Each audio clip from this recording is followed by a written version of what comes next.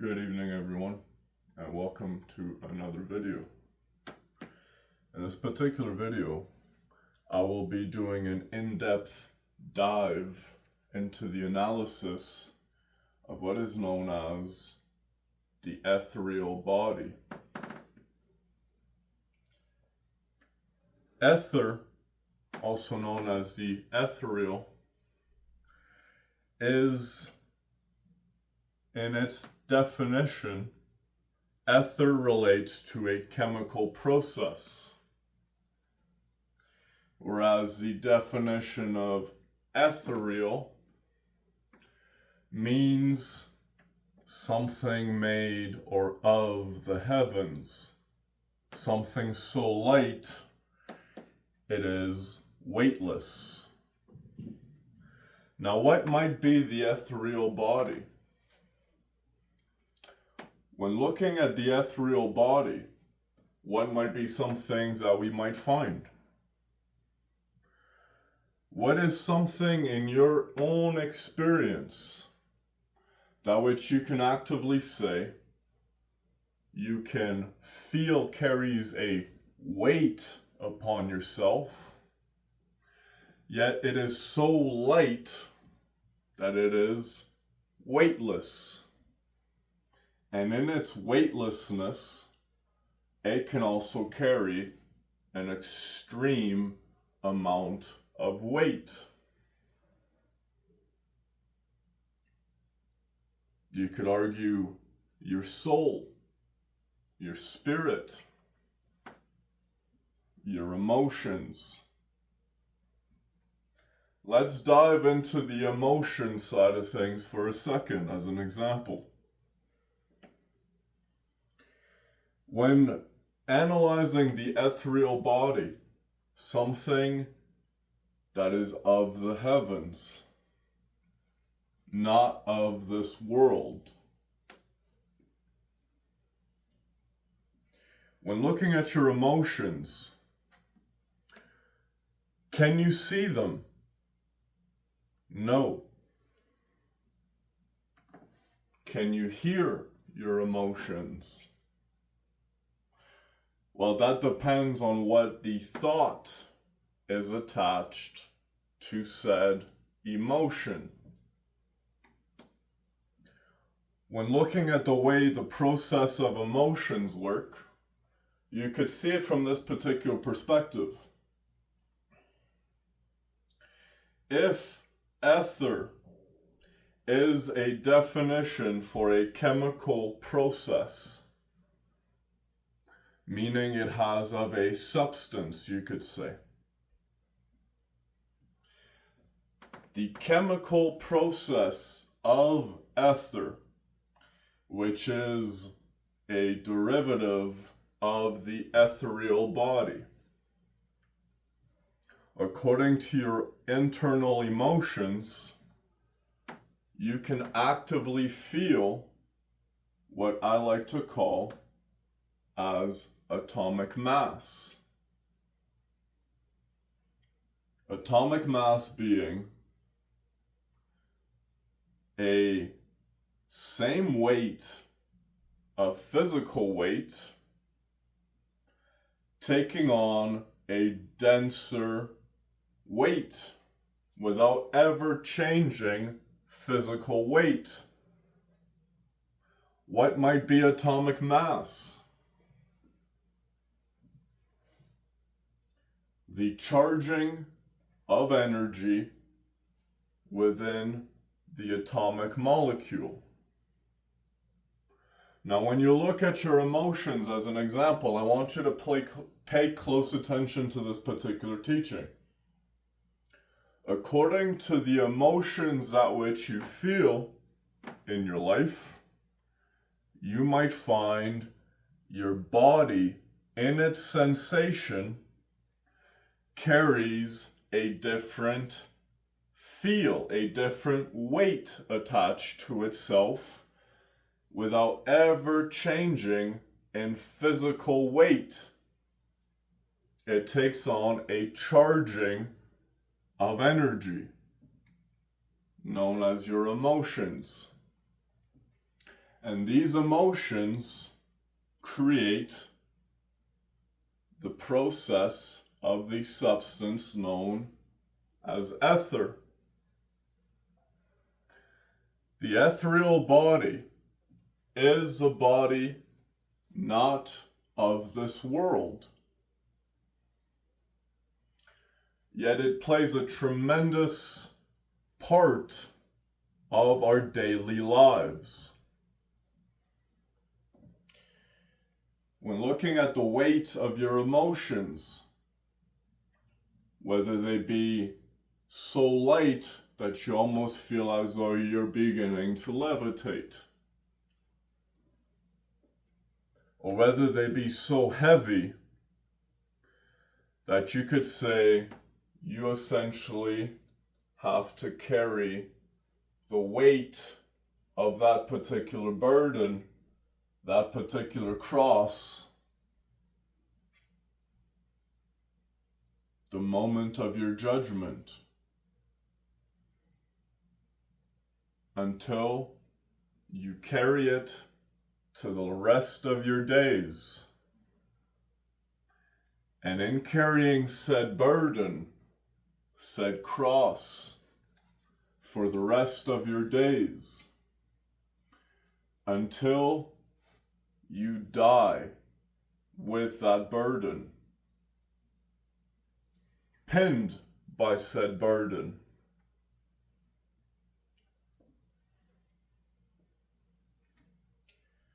When looking at the ethereal body, you could imagine this from different perspectives in its alchemical process.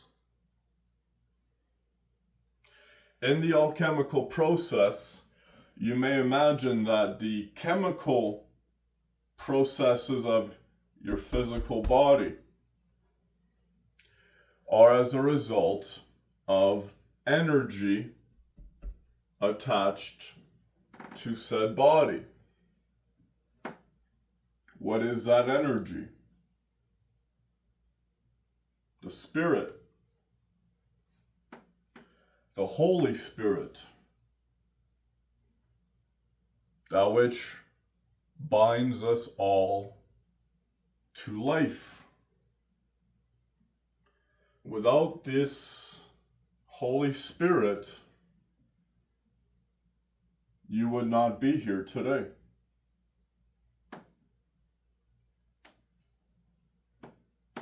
In the ethereal process, you might find that something not of this world, something heavenly,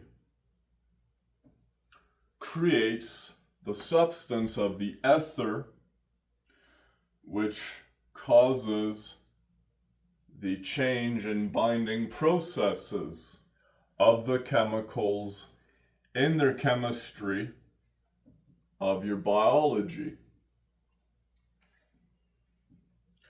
Within the processes of your biology, you might find in the rootedness of being in your own experience, within your own experience, what drives your biology to essentially, you could say, create your nature. Imagine from this particular perspective, we as humans have what is known as likes and dislikes. According to our likes and dislikes, we can choose to either bind to another particular, you could say, chemical process known as another human being, another biology.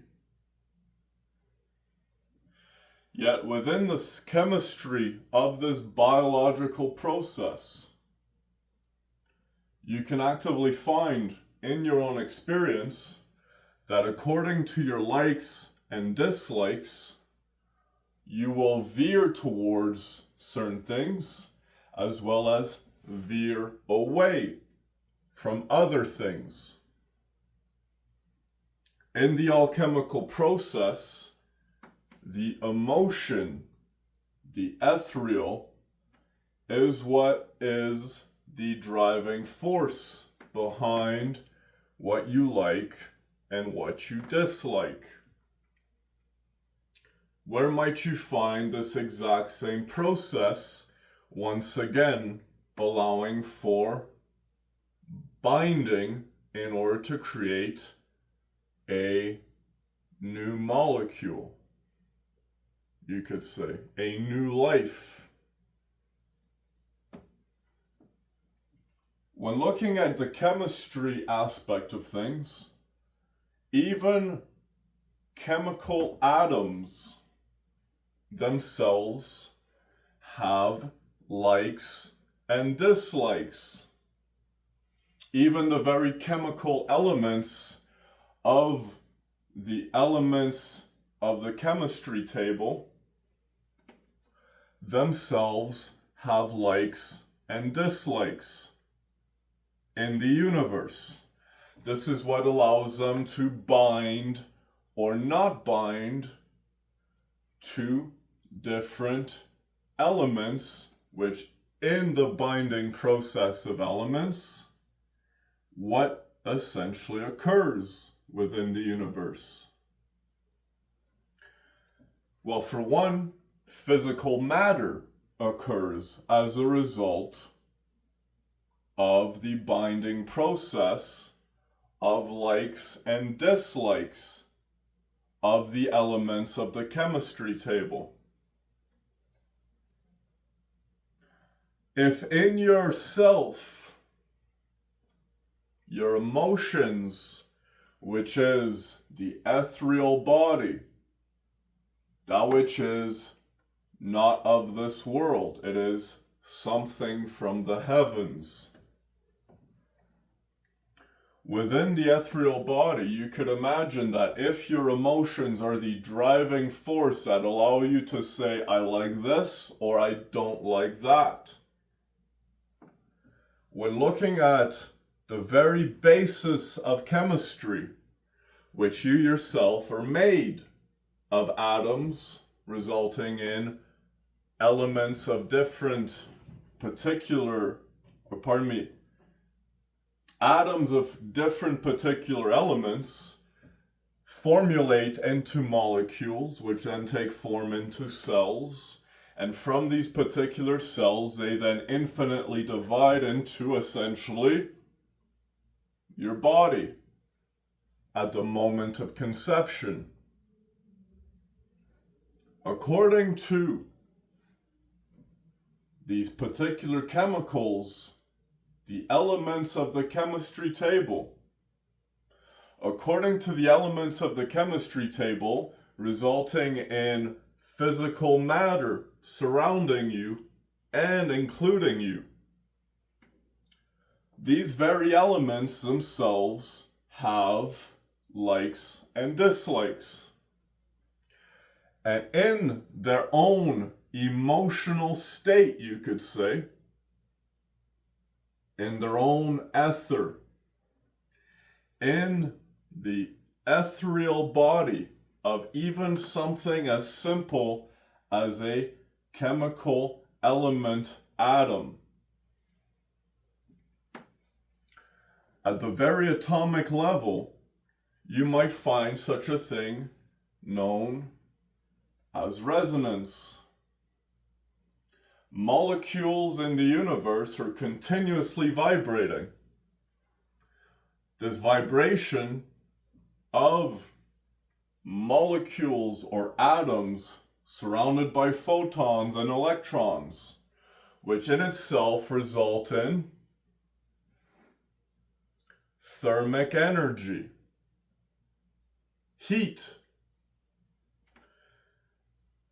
And heat, you might experience not just one definition of heat, known as temperature. Heat has two polar opposites, known as temperature. you have cold, and you have hot. But ultimately, they are both the same thing, which is temperature. According to these separate particular temperatures, which are not separate in themselves, they are simply a varying degree at which the spectrum of this thermic energy experiences itself. This thermic energy being the ethereal body. You could imagine now, and this is factual, that according to each of your emotions, your very physical flesh body will display varying degrees of the spectrum of temperature, also known as heat.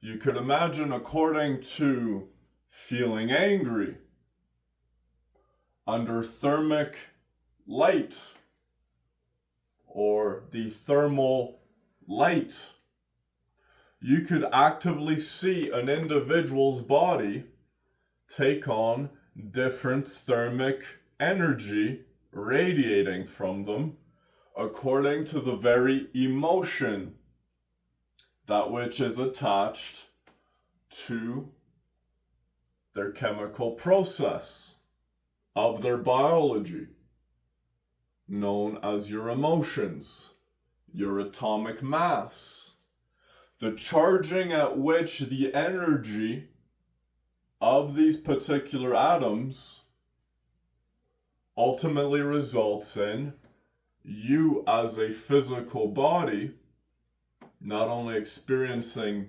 just a different temperature in yourself, but you would also see a different process not only just in your physiology, known as your behavior. You would also see a change in your mental process, known as your thoughts. According to this thermic energy, known as the ether, the ethereal body, something not of this world, something heavenly, something so light it is practically air. And in being so light, it is weightless, and yet carries different varying spectrums of weight without ever shifting in the physical property of what you could say the weight on the scale. According to this thermic energy, your emotions, the ethereal body, according to the ethereal body, you would find in yourself that you would actively experience varying spectrums of likes and dislikes, allowing you to bind to a different cell, whether it be male or female. Even the very cells of our body have a reproductory tendency in order to recreate cells, which even you as yourself, a cell, have, once again, varying spectrums at which you like to bind or not bind to certain other atoms or cells or people, which according to these different varying spectrums of likes and dislikes, that which even the very atoms that make up the element the chemistry element table, resulting in physical matter taking place. But now in the sciences, we must also understand that chemistry alters your biology and also alters the physics aspect of things. In the three basic sciences, you might find ultimately the driving factor behind what holds the universe together. Energy, the Holy Spirit, a thermic energy which has allowed the very energy of your chemical process within your body and even outside of your body to take form.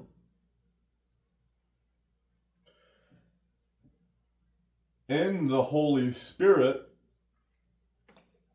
you can actually find that your atomic mass, the charging of energy within the atomic mass, the atoms that which make up your chemistry, resulting in your biology, your body. And according to this very particular Holy Spirit, this atomic mass, without ever changing weight on the scale, your body takes on a more depressed, or you could say denser feel to itself. You'll literally feel your emotions feel like you take on weight upon your body. You can feel your cells pull energy into themselves. And through the pulling of energy into the self, into the cell, into the molecule, into the atom, you can actively find in the ethereal body that even your consciousness as a aware person, a human being, within yourself as an aware human being, even your very atoms that make your chemistry take form in its biology, resulting in you being a life form. The very energy that which makes you, also known as your consciousness, is present within yourself just as much as it is present outside of yourself.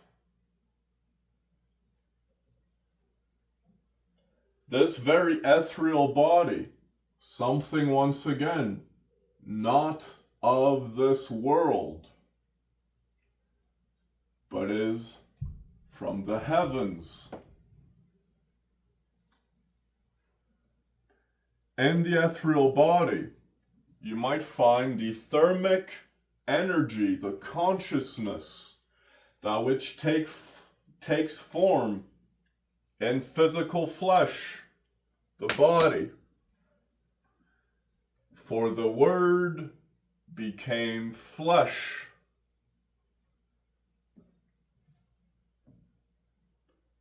In the Holy Spirit, the ethereal body of the universe.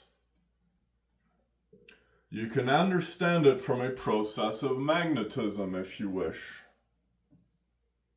Positive binds to negative. Negative and negative don't have an interaction. And yet positive to positive results in a friction, a standpoint of, you could say, a rejection. When analyzing the personality of individuals, which is another video that I have spoken and created, resulting in understanding personality, individualism, and so forth, you might find that even within your thermic body, known as your energetic body, the ethereal, your consciousness, the consciousness of the universe is what holds this universe together. The ethereal body of the universe is what holds every single chemical process to take form in matter.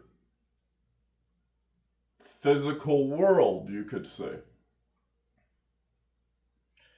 And within this physical world, we are ruled by something not of this world. We often think of ourselves as purely just a being of physical property. Yet in our physical property, we have an internal world. From the external world, known as the physical realm, your body, the world, within this physical space is an internal space, known as your mind. Within the mind is, you could say, the connected or the connective bridge. At the mind, you connect the spirit to take form in the physical body. Within the mind, you can attach an emotion, the ether, the ethereal body. Within the mind, you can attach the ethereal body and attach it to the physical body. From said emotion, you become your behavior. Ultimately, the question now relies on, how do you regulate said emotion? How do you keep yourself controlled when you have too much emotional distress, you could say? Drastic polarities of the spectrum of what is known as emotion, which each emotion has an opposing emotion, a concept of physics, if you wish. For every action is an opposite and equal reaction, resulting in a opposite polarity within not just your self-experience, but within all other experiences. Within these dualities, you could say, which are technically the same thing, they're simply polar opposites of the spectrum of the same thing. Which now we get back to the likes and dislikes of the very atoms that which make up the molecules, that which make up your cells, that which you are made of cells, and you as a cell itself are once again, of another larger, greater cell.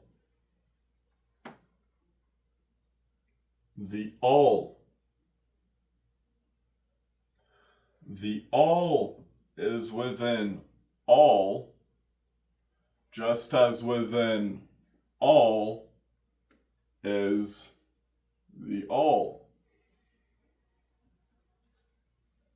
In understanding this particular concept, you can actively feel in yourself a tremblance at this particular point. This tremblance is the same vibration, this resonance, that which I was speaking of earlier on in the video. Atoms surrounded by electrons are continuously vibrating within space. And through this vibration creates communication, allowing for the likes and dislikes to occur. Which ultimately begs the question, if you yourself as an individual are made of cells, which cells are made of molecules, and molecules are made of atoms, at which rate is the entire universe just as conscious as you are? You can actively say, pardon my dogs, thank you. According to the consciousness of the universe, you are the universe experiencing itself. And within this universal experience,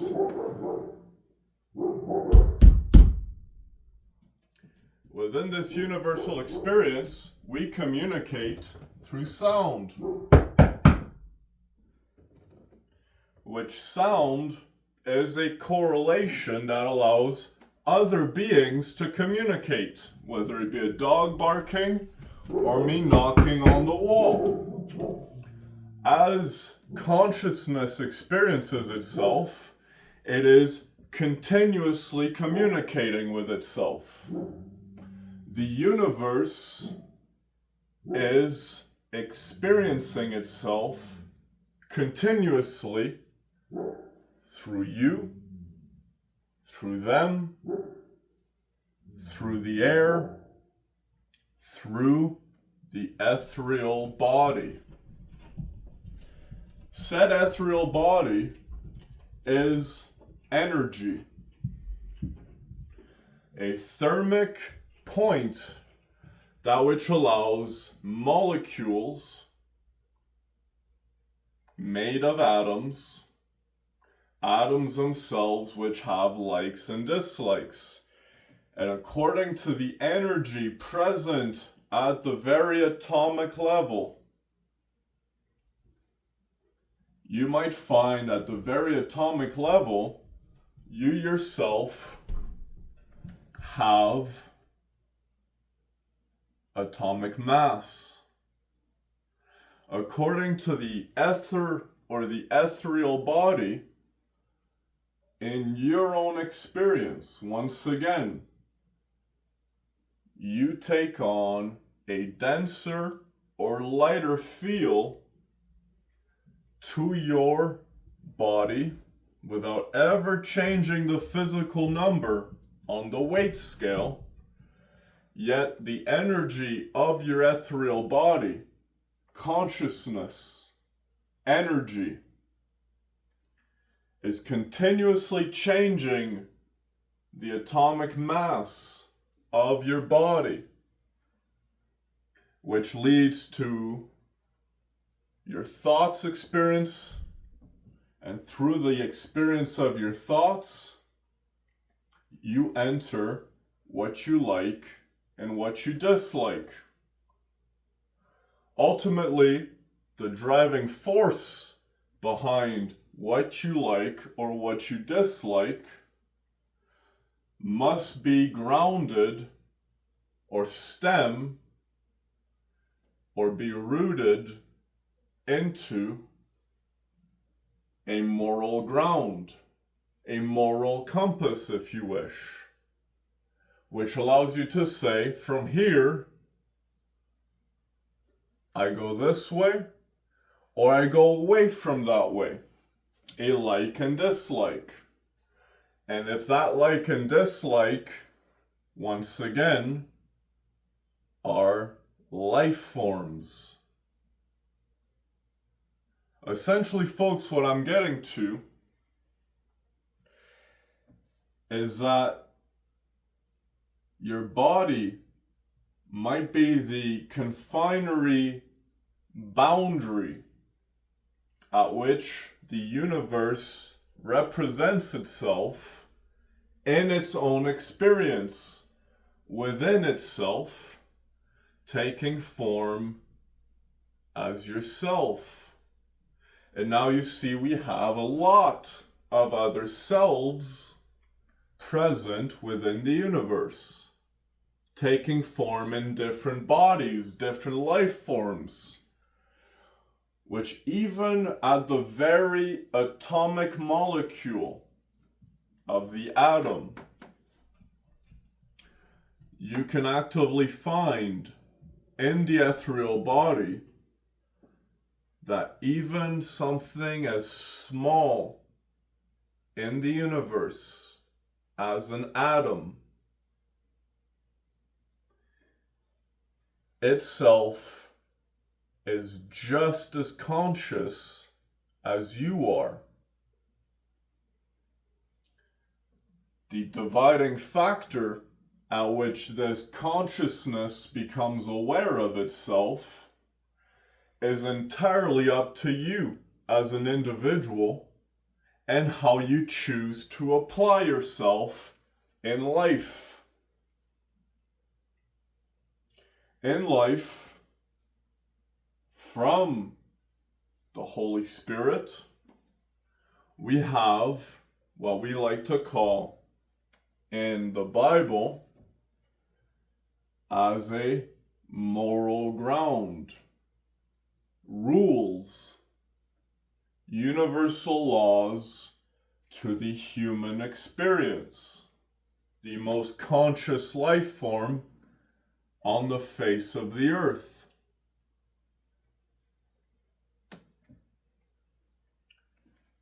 Within the human being, hue being a measure of the saturation of light, and man known as the human, the being of light.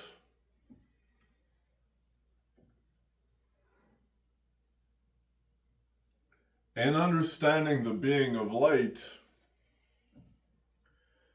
you must, in your own self, do the work it takes to not just understand yourself, but understand the universe that which you experience, which invokes the idea of a reflectory process, a reflection, which if I was to look in the mirror, what do you see? When you look at the mirror, what do you see? The reflection of the universe taking form in a physical body, known as yourself. You are the experience of the universe experiencing itself. In the image of the Creator, we are made. And if we are the image of the Creator, it would invoke that we are the reflection of God.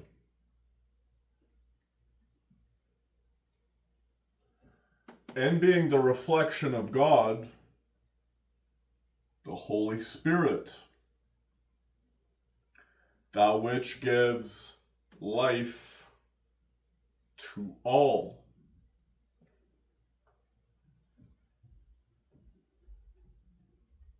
The all is within all, just as within all is the all. When looking at it from this particular perspective, you could imagine that even when Shakespeare was writing Hamlet, Hamlet is just as much Shakespeare as Shakespeare is himself. He is the creation of Shakespeare, which means in his experience, in the experience of Shakespeare, pardon my dogs once again, they seem to be going a little rampant today.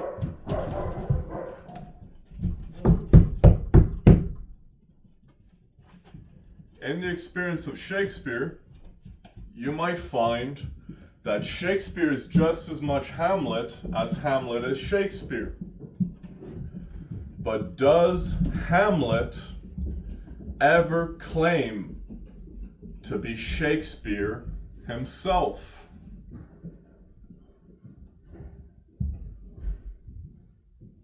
Thank you.